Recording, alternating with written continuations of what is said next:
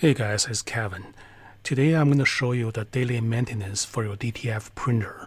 This is based on L1390, 1430. However, it should be able to apply to other models such as XP 15000, ET8550.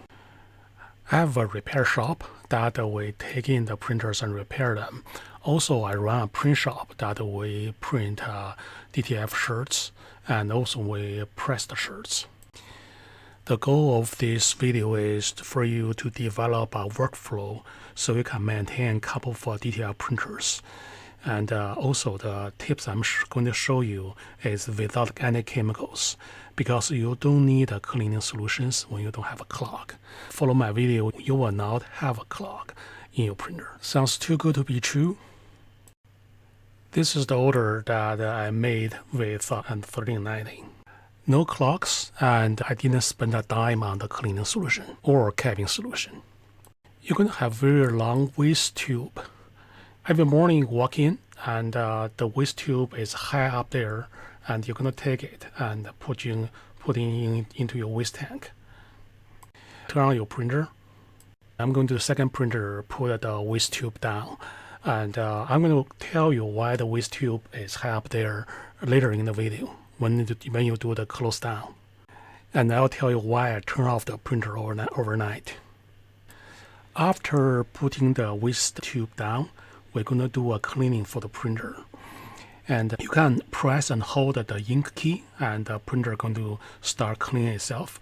Or you can go to your computer and send a cleaning command. The previous printer is a Model J, so it's a white button. And this is regular L800, so you can see I press and hold the ink button. If you don't want to press the button, you can use the adjustment program, select your printer, and you can see there are different levels. You can select a middle. I'm going to have a different video that tell you how to use different kinds of cleanings. Anyway, so next thing, we're going to just search for CMYK on Google, and we're going to download this picture. In the RIP software, we're going to make this picture 30 millimeters wide because it's square, so it's 30 millimeters tall. For the margin, the out position, let's say put 25, so it starts printing at 25. And we're going to repeat this pattern 10 times horizontally. So what we can get if we print this picture? First, we know the starting position is 25 millimeters, so we can adjust, so we can see if margin is correct. And also has all four colors, so we know if all the colors come out. And also it have a white back, so we can know if the white is coming out okay. Also, the width is 300 millimeters, so we can know if our film is wide enough to cover the whole image. Basically, this little strip of picture it shows us everything. And this is why normally I don't use nozzle checks, because nozzle check wastes lots of film and it doesn't tell you if your printer can print good or not. Sometimes you get a couple pixels missing and you try to clean and clean, then eventually you kill your Printhead. Okay, now you can see the magenta comes out weird, but the white coverage is really good, so the white ink is perfect. Before I work on the magenta, let me start rolling a bottle of white ink so I can get a fresh rolled white ink for production. I have another video and show you how to make this roller. It is a $60 roller from Amazon, and then you put on some attachments. I'm going to put the link to the video above. I always forgot I'm rolling the ink, and so I set an alarm clock. You want to roll it as long as possible, but sometimes I just forgot I was using yesterday's ink. I modified this white ink system, so changing ink it just takes a split second. If you're interested, just go to my website, bchtechnologies.com, and you can modify yours to be like this. The reason for the red to be weird is because we have ink level difference when we shut the printer down, and this is one of the drawbacks that you use my method. So I mean, it's better to have this rather than having a clog printhead, so it's trade-off. So what you need to do is take the damper out, Look, this is a yellow damper. So the black gets into yellow. And so I just use a syringe and draw the ink out. So next time I will try to have all the color at about same ink level. If you maintain everything at the same level, and this doesn't happen that often, maybe once or twice a month. Now our white ink is rolled and ready to be replaced on the second DTF printer. For the second printer, you're going to see the white is thin. I'll show you a really effective way to draw the white out. So you just get a whisk tube and connect to a syringe and slowly draw, and you're going to feel a resistance. So right now the Printhead is parking at a capping station. Basically, you draw out of a capping station, and when you see the ink flow in there, normally it's good enough. You don't have to do too much. Just remember, you need to feel the resistance, but it's not a vacuum. If you feel the whole thing is a vacuum, that means your capping station need to be serviced. Of course, I have another video showing you how to service the capping station. I'll put the link above. See the difference? Before and after. Now the white ink got a really good coverage, and this printer is ready to print. And the printer has bad inks. I repeated vertically 10 times, so just let it use up the bad ink. You can see the yellow and the magenta is back to normal, so I'm ready to print.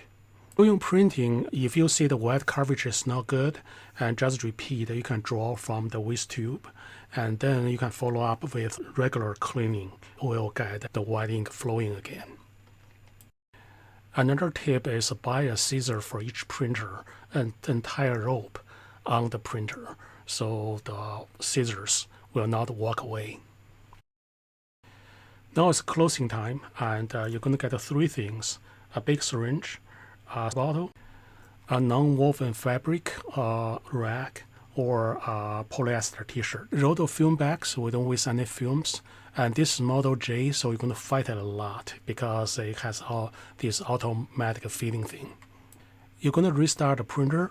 Once the printer starts, the printhead is going to move. When the printhead moves, you shut down the main power. Oh, by the way, I took the cover off, and when you take the cover off, you can do this. Just take the rag and clean around the printhead, not underneath on the bottom printhead. You clean around it.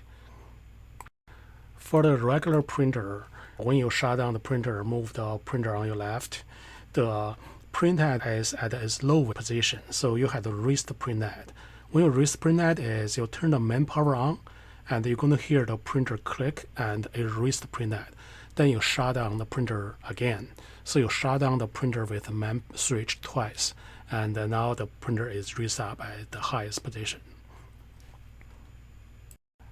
Now I take the rag and slide it underneath the printhead. You can form a speed bump and move the printhead. See, so I clean the thing around it. Oh, by the way, all those rags need to be soaked with water. It need to be wet. What you do is creating a nest, then put it underneath, so that will keep the printhead moist. Now connect your big syringe with a whisk tube, and use one hand to suck from the syringe. Another hand have the squirt bottle and start squirting water, or you want just use automatic cleaning. You can go to BCH Technologies.com and search the word for TMS. This machine, you can connect one end to the whisk tube and automatically it's going to suck. Talking about the sucking, you're going to see the black ink coming out first. If you look at the pad, you can see slowly you get white ink. Okay. Most people, their problem is they stop right here. So they think it's clean. It looks pretty clean. However, it's not clean. It's the white ink. Is it good enough? No, it's not good enough. And if you see the ink coming out, it's still white. And another problem you might face when doing this is you find it really hard to suck.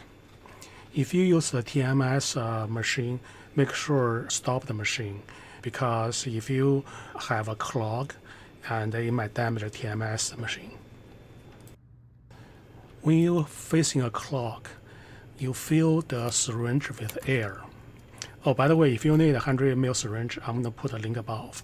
You fill with air and get a rag, cover up the cabin station, then just blow into it.